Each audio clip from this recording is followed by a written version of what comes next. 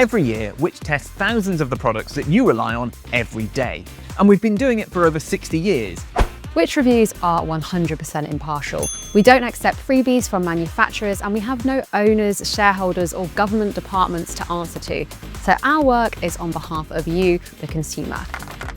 In a world of misleading claims and fake reviews, we test everything, from everyday items to big purchases, so that you don't have to. We then put them through tests and assessments that go beyond the accepted standard to work out how well these products work for you and what's not worth your money. And a Which membership not only gets you access to our reviews, it also funds our non-profit campaigning work, like getting scam ads banned on social media and ending broadband and mobile mid-contract price hikes. And right now, podcast listeners can become a Which member for 50% off the usual price by heading to which.co.uk/podcast offer.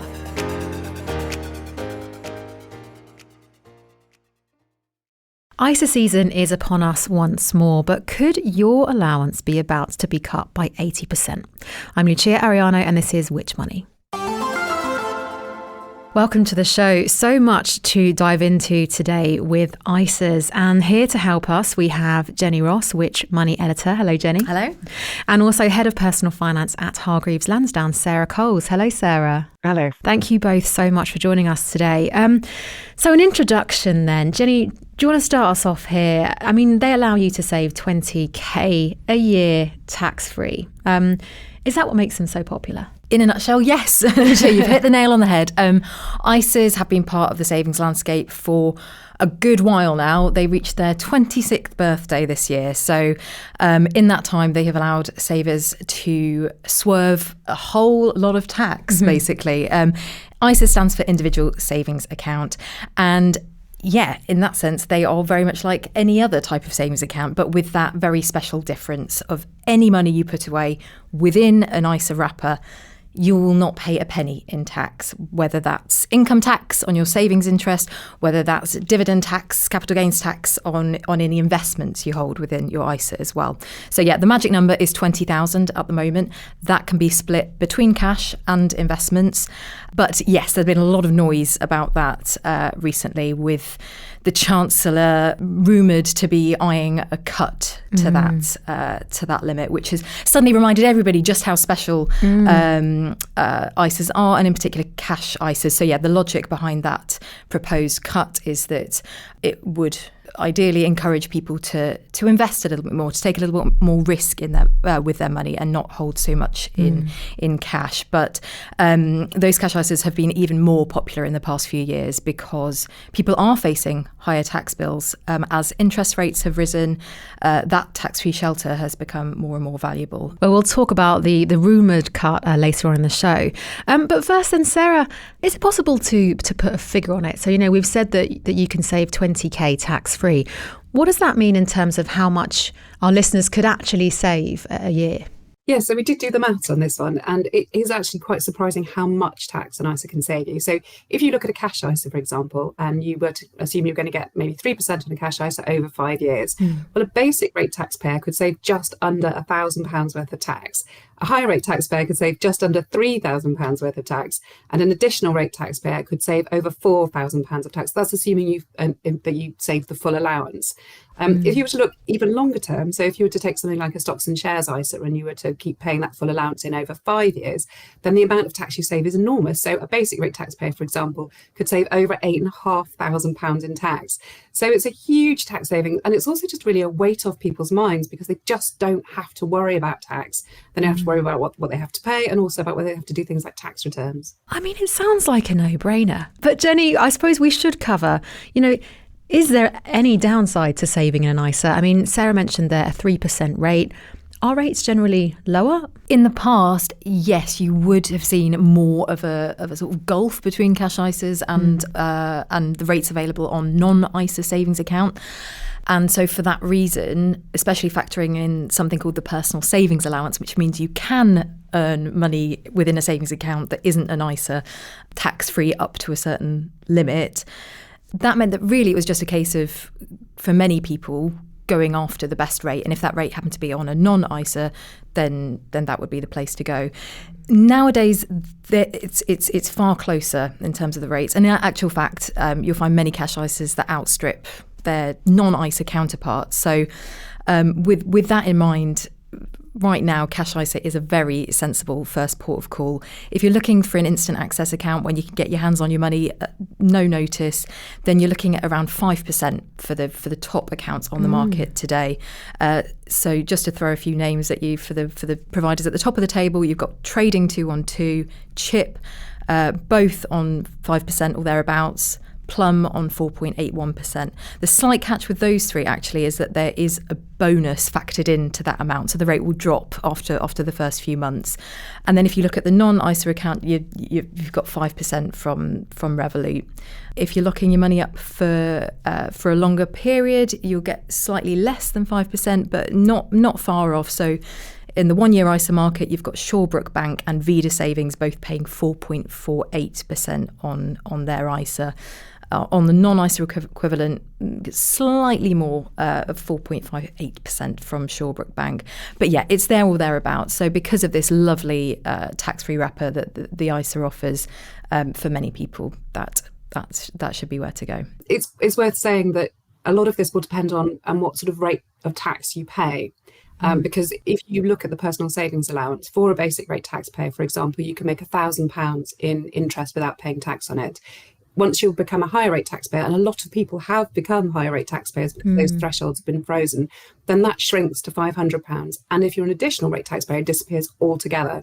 So, for example, if you're an additional rate taxpayer, then straight away, that given there's a small difference between those fixed rates, it gets wiped out immediately by the fact you're not paying tax on it. So it does. What you tend to find is the higher rate of tax that someone pays, then, as you say, the more of a no-brainer it is to put your money into a cash ISA. And those the names you gave there of the banks offering those top rates, they're not high street banks, are they? I mean, is that to be expected? Are we ever seeing the high street banks at the top of the table? No, this is the usual story nowadays with savings accounts. If you want the best rate, then the high street isn't the place to go. And that's borne out across all sorts of types of accounts: instant access, fixed rate, ISAs, non-ISAs.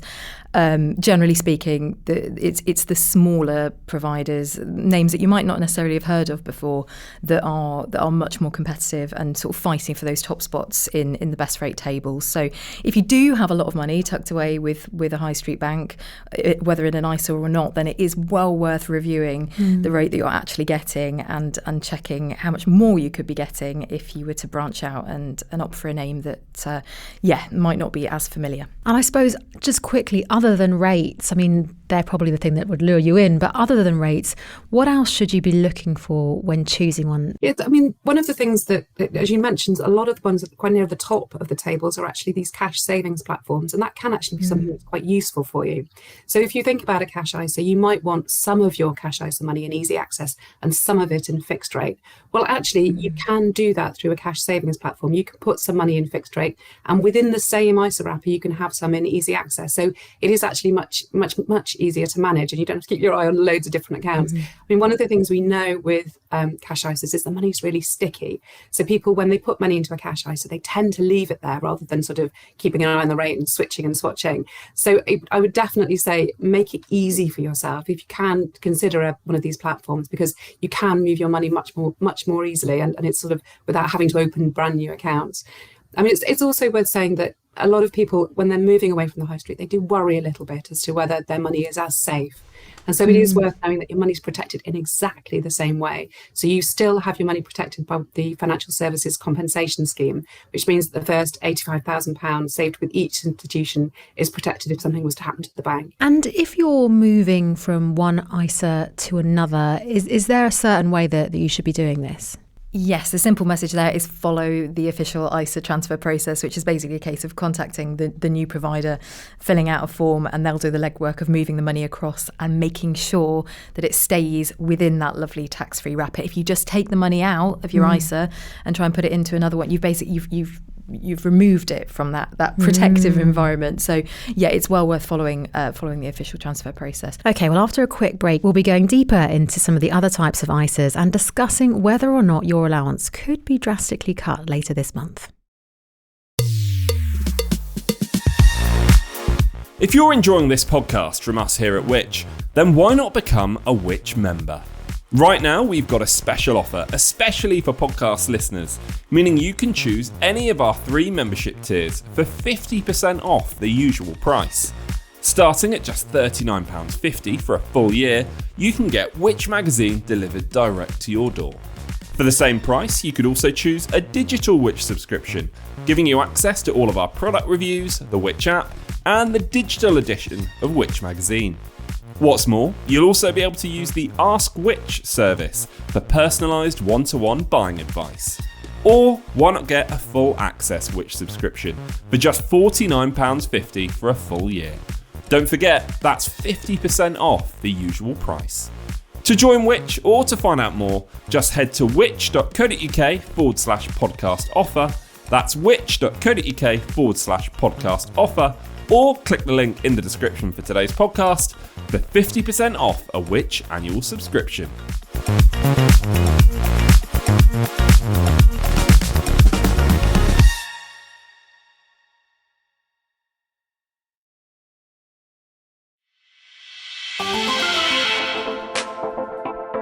Welcome back to the show. Now, we've talked quite a bit about cash ISAs, but what about the other types? I mean, firstly, stocks and shares. Jenny, where would you start us off here? What's the kind of basics? The very, very basics is that you are investing your money. And so with that comes a degree of risk. So the first question you need to ask yourself is, can you afford to take that risk? So really, stocks and shares ISAs are something that are worth considering if you have longer term ambition with your savings, talking at least 5 years here, because there is the possibility that your money will go down as well as up. And so you need a bit of time to sort of ride out those that level of volatility, hopefully. So really, you want to have a nice level of emergency savings tucked away that is in cash, that is easily accessible. And then, it's time to think about the longer term. And over time, over the long run, certainly investing offers more potential for growth compared to keeping your money in cash. It has a better chance of beating inflation in the long run. I think that there are a lot of myths out there that prevent people from making that leap from cash into investing. But it's not a binary choice. You really should have a decent amount saved in cash before you start investing. Your ISA allowance allows you to dabble in both. And you can start with really small amounts. You don't have to be an expert investor with a fortune to put away. Loads of platforms out there allow you to make regular contributions into your stocks and shares ISA that can be as little as 25 quid a month. And they also offer a lot of options for the inexperienced investor. So if you don't want to pick individual stocks, you can get recommended funds and sort of ready-made portfolios of funds that really do the legwork for you. The short answer is bigger potential for growth, but with that comes risk. You could save up to £20,000. You could invest all of that if you want per tax year.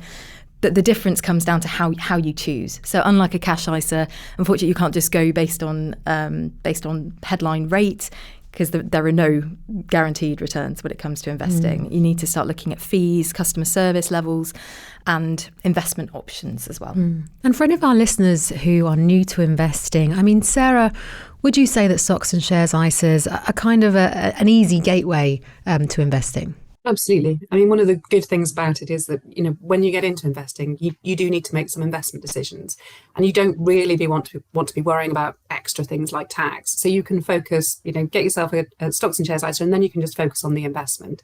And it doesn't have to be, a massive choice to start with. If you are doing one of these regular investing kind of processes, then you can just pick one thing that is relatively diversified from the off. So you can pick something like a multi-asset fund or one of these ready-made portfolios, something where your money is sort of spread to start with, and then you can gradually learn. I think one of the things people tend to sort of feel is they have to know everything all right up front before they get started. But it's not necessarily the case. If you start with something that's diversified, you can build your knowledge and build your experience as you go along, which can make a really huge difference. And so let's get into some of the steps for anyone thinking, okay, I want to get my first stocks and shares ISA account. I mean, where should they be looking and what else should they be considering? I think, there's lots of different places you can get stocks and shares ISA accounts. I mean, the platforms will offer a variety of different things. So make sure it's got the the offering that you want, so that, if you want to invest in shares and in funds, that those things are available. It's also worth looking at what help is available. So whether you can get help from a human being, whether there's sort of lots of research maybe that's associated with it. You will also want to look at fees, and you'll also want to look at, the customer services ratings to make sure that if you run into any questions, or you've got anything that you really need a little bit more help on, that you can actually go to someone and get a bit of support. I think the main thing with it is not to assume that it's a sort of special rarefied world where, everybody else knows what they're doing. It's one of those things which you do know more than you think you know before you even start. So if you kind of take a step down the process, you will actually be really relieved at how straightforward it all can actually be. Well, that sounds like a relief. And comparing the platforms, that's something we can help with, isn't it, Jenny? Comparing the fees and the customer service levels.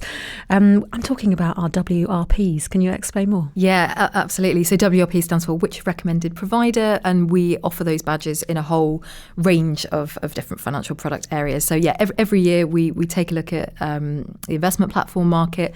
We ask customers who have stocks and shares ISAs with different platforms what they think of their platform, how they rate for all of the aspects that Sarah mentioned, customer service, choice of investments, the level of tools and support available.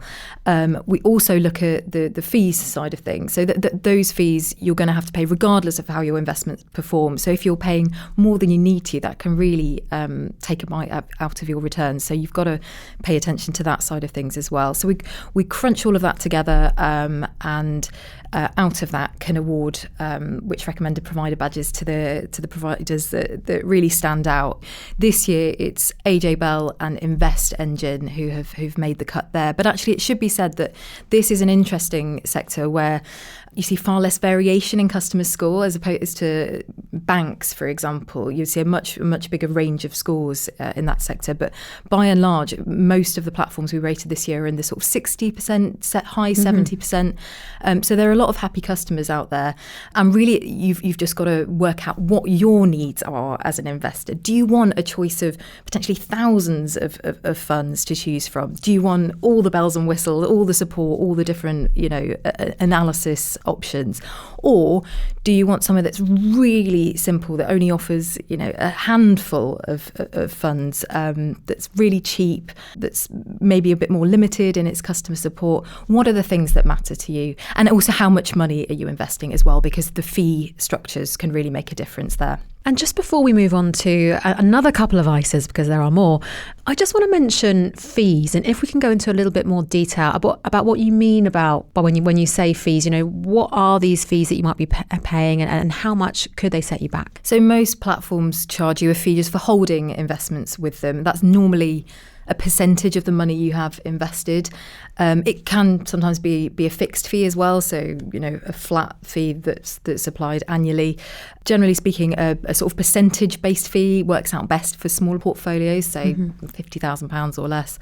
But remember that that's not the only fee you'll be paying as an investor. You'll also need to look out for the individual fees levied by the individual investments and funds and so on that you're picking.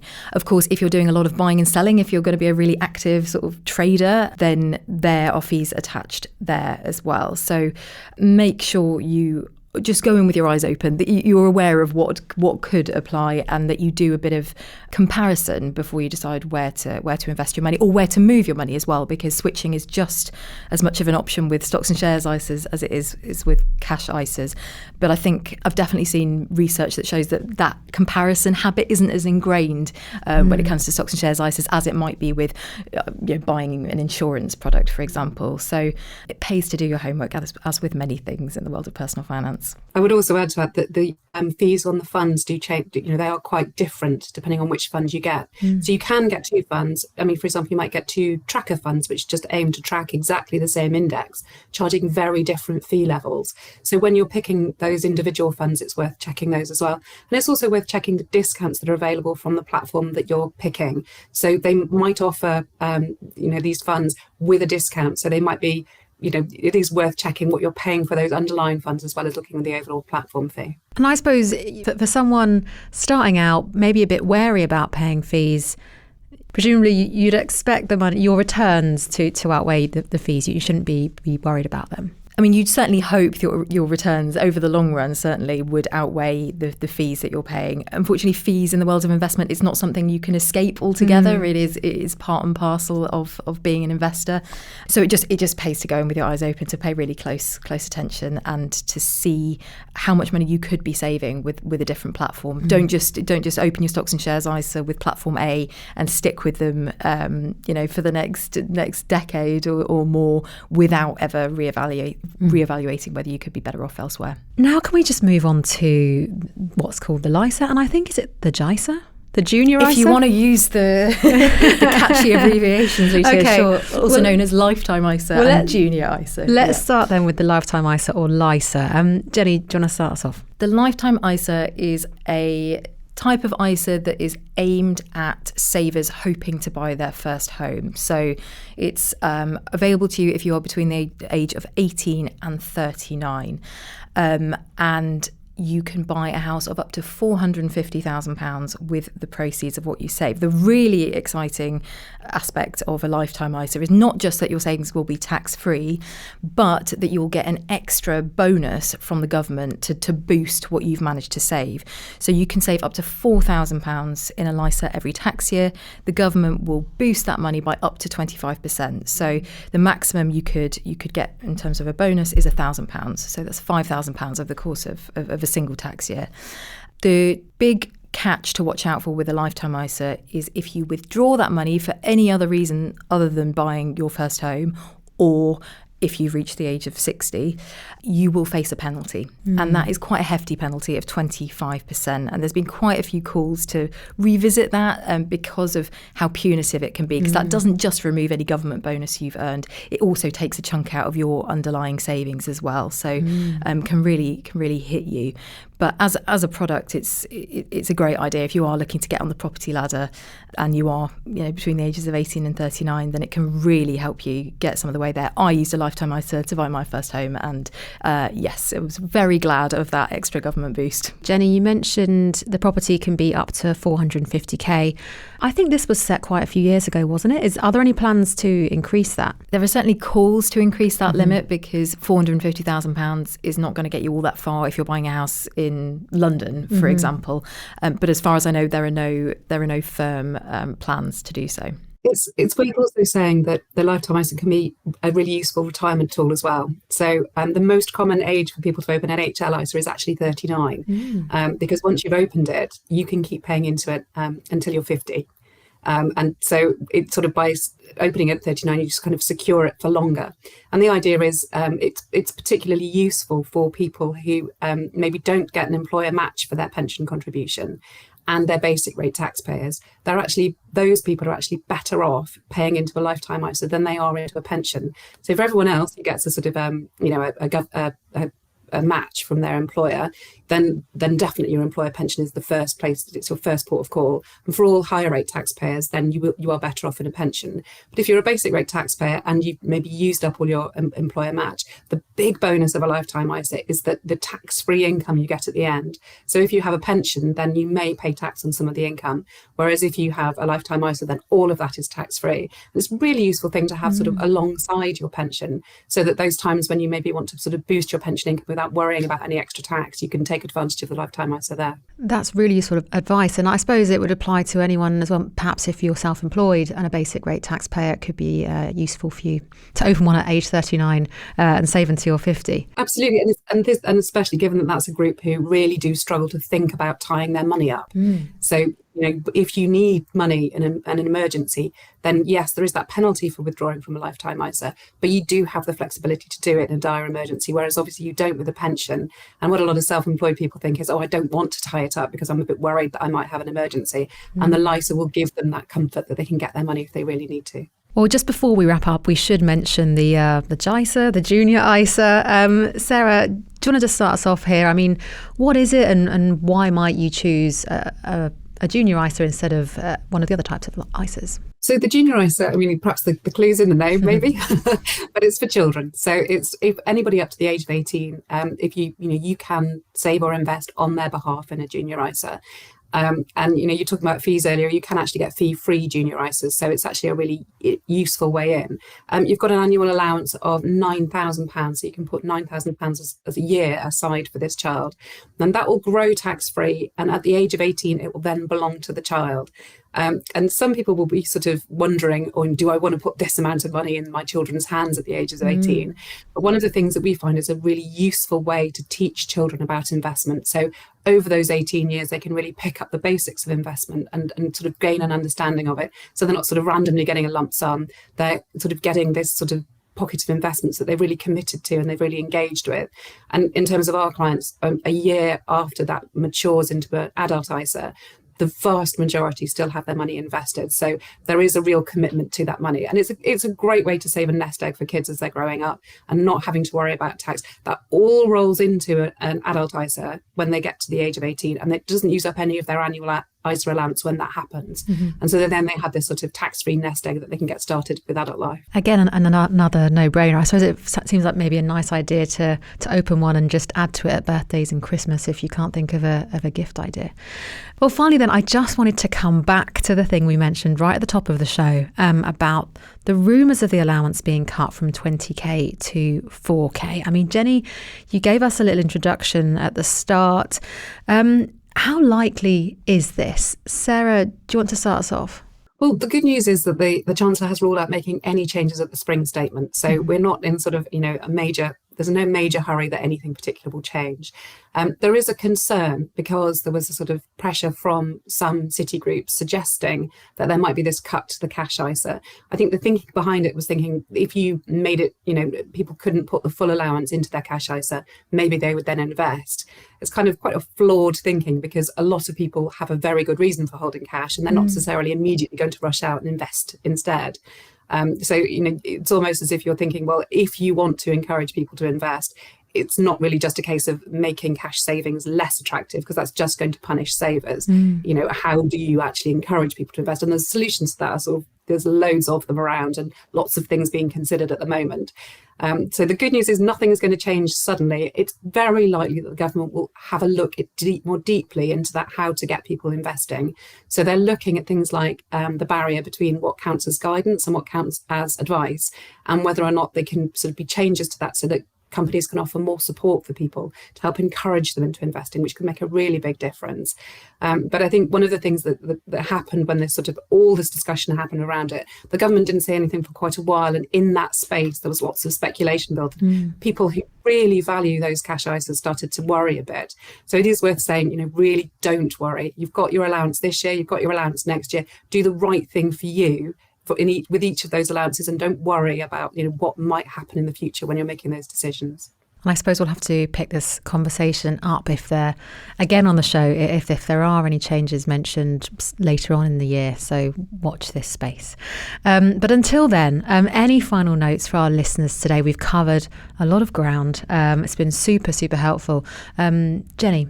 Just a reminder that this is a particularly good time of year to make the most of your ISA allowance right now it would be for 2024/25. You've got about 2 weeks left to do that, to make the most of any unused allowance. It's the time of year when you will often find providers are making more of an effort to drum up business. So, for example, in the stocks and shares ISA world, there are plenty of incentives being thrown around out there, vouchers or cashback, all of that sort of thing. Obviously, don't make a decision based on that alone, but it can help to sweeten the deal if you're already interested in investing with a particular platform. You can get a little bit more for it doing it, this time of year than any other. Make the most of any unused ISA allowance, and just use it as an opportunity to review for stocks and shares ISAs in particular. The fees that you're paying there, whether you could be better off with another platform, and with cash ISAs, if you've got old cash ISAs from years gone by, are they just languishing in a really low paid account right now? And could you be better off moving them to a new provider? Don't be put off by the process involved there. It is designed to be as straightforward as possible. Well, I would say if you're sort of getting close to the wire and it's getting close to the tax year end, you might be sort of a bit overwhelmed by trying to invest in a stocks and shares ISA, because you might be thinking, well, I don't really 100% know where I want to invest the money.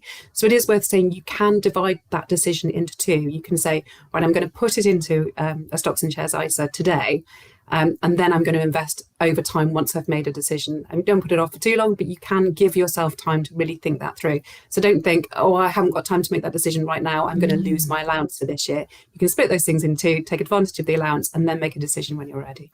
Another piece of really useful advice. Well, thank you both so much for coming on the show today. Thank you. Thank you. Thanks for listening to this podcast from Which, the UK's consumer champion. You can find plenty more advice about what we discussed today in the show notes. There you'll also find a link to become a Which member for 50% off the usual price, an offer exclusively available to you, our podcast listeners. Joining Which will not only give you access to our product reviews, our app, one-to-one personalised buying advice, and every issue of Which magazine across the year, but you'll also be helping us to make life simpler, fairer and safer for everyone. Don't forget to hit subscribe wherever you're listening. That way you'll be notified whenever we release a new episode of Which Money, Which Shorts, or any other podcast that we make for you. And if you want to get in touch with us, then follow us on social media at Which UK or drop us an email to podcast@which.co.uk. See you next time.